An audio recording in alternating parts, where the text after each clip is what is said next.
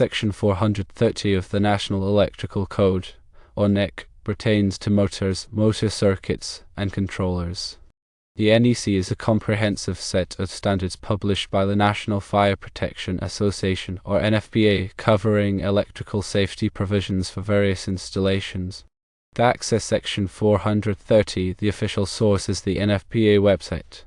However, please be aware that viewing the NEC on the NFPA website typically requires a fee or subscription. This is because the NFPA relies on revenue from code sales and subscriptions to fund its activities, which include developing and updating the code. You can find the NEC on the NFPA website by navigating to the Codes and Standards section and searching for NFPA 70, which is the designation for the National Electrical Code. Once you locate NFPA 70, you will likely be prompted to create an account and purchase access to the document. The NFPA website is the definitive source, ensuring you have the most up-to-date and accurate version of the code.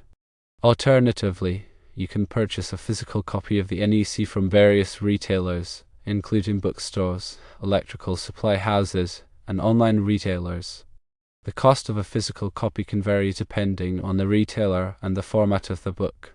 Purchasing a physical copy allows you to have a readily available reference for Section 430 and the entire NEC without needing constant internet access. Keep in mind that the NEC is updated every 3 years, so ensure you are using the current edition. Using an outdated version of the code could lead to non-compliance with current electrical safety standards. When working with motors, motor circuits, and controllers, consulting Section 430 of the NEC is essential for ensuring safe and compliant installations. Some key topics covered in Section 430 include motor circuit conductors, motor overloads, motor short circuit and ground fault protection, motor disconnecting means, motor control circuits, motor enclosures, and motor grounding. Motor circuit conductors must be sized appropriately to carry the motor's full load current, as specified in NEC tables. These tables take into account the motor's horsepower rating, voltage, and other factors. Additionally, the conductors must have sufficient capacity to handle the motor's starting current, which can be several times the full load current. Motor overloads are protective devices designed to trip and disconnect the motor from the power supply in the event of an overload condition. An overload occurs when the motor draws excessive current for an extended period, which can cause overheating and damage to the motor winding. Overload protection is typically provided by thermal overload relays or electronic overload relays. Motor short circuit and ground fault protection is designed to protect the motor and the electrical system from damage caused by short circuits and ground faults. Short circuits occur when there is an unintended connection between two conductors, while ground faults occur when there is an unintended connection between a conductor and ground. Short circuit and ground fault protection is typically provided by fuses or circuit breakers. A motor disconnecting means is a device used to disconnect the motor from the power supply for maintenance or repair purposes. The disconnecting means must be readily accessible and capable of being locked in the open position to prevent accidental re-energization of the motor.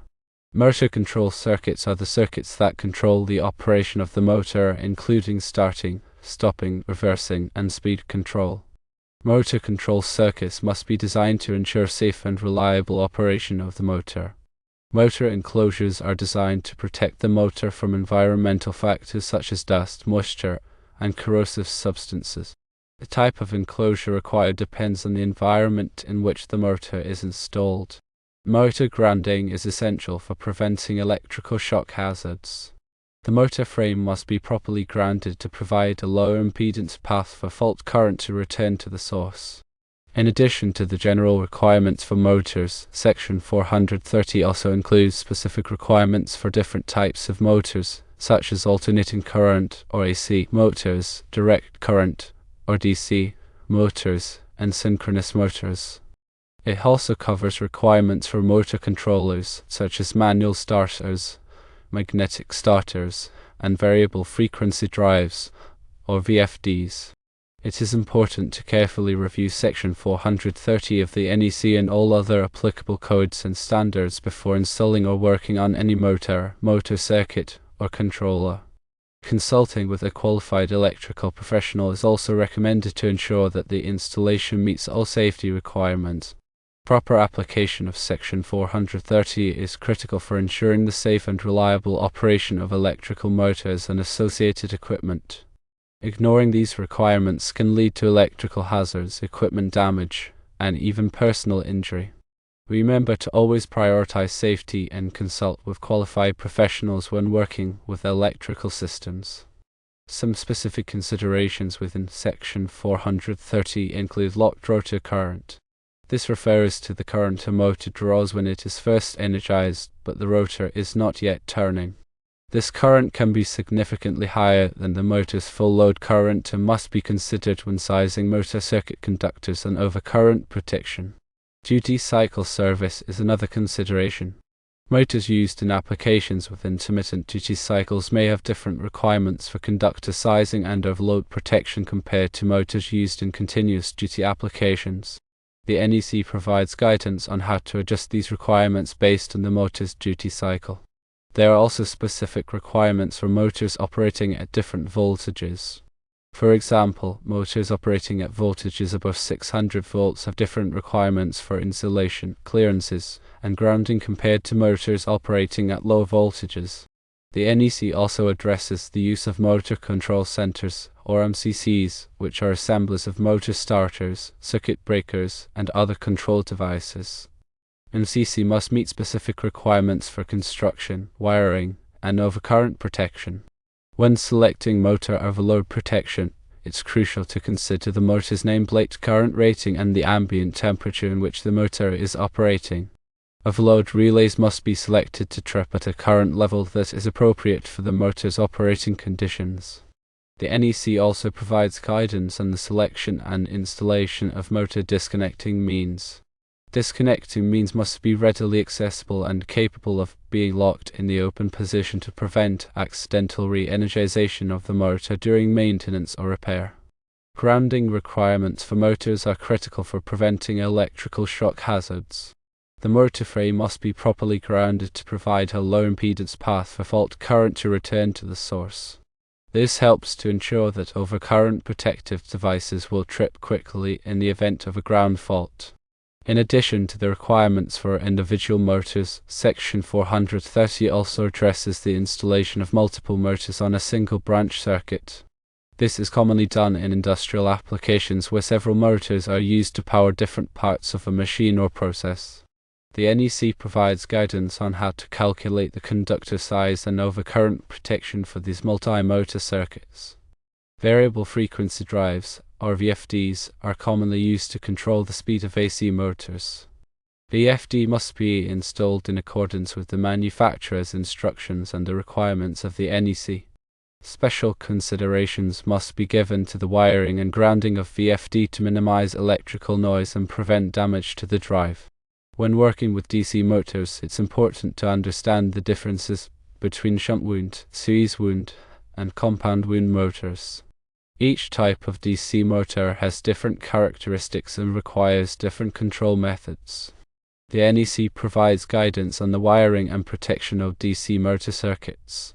Synchronous motors are often used in applications where precise speed control is required. Synchronous motors must be properly synchronized with the power system to prevent damage to the motor and the electrical system. The NEC provides guidance on the installation and control of synchronous motors. When installing motors in hazardous locations, such as areas where flammable gases or dust are present, special precautions must be taken to prevent explosions or fires. The NEC provides detailed requirements for motors installed in hazardous locations, including the use of explosion-proof enclosures and intrinsically safe circuits. It is crucial to stay up to date with the latest edition of the NEC to ensure that your motor installations comply with current safety standards. The NEC is updated every 3 years, and each new edition may include revisions or additions to the requirements for motors and motor circuits. Consulting with a qualified electrical professional is always recommended when working with motors and motor circuits. The electrical professionals have the knowledge and experience to ensure that your installations are safe and compliant with the NEC. Understanding Section 430 of the NEC is essential for anyone involved in the design, installation, or maintenance of electrical motors and motor circuits. By following the requirements of the NEC, you can help to ensure the safe and reliable operation of these critical components of electrical systems. In summary, accessing Section 430 requires either a paid subscription to the NFPA website or purchasing a physical copy of the NEC. Always use the latest edition and consult with professionals for safe and compliant installations.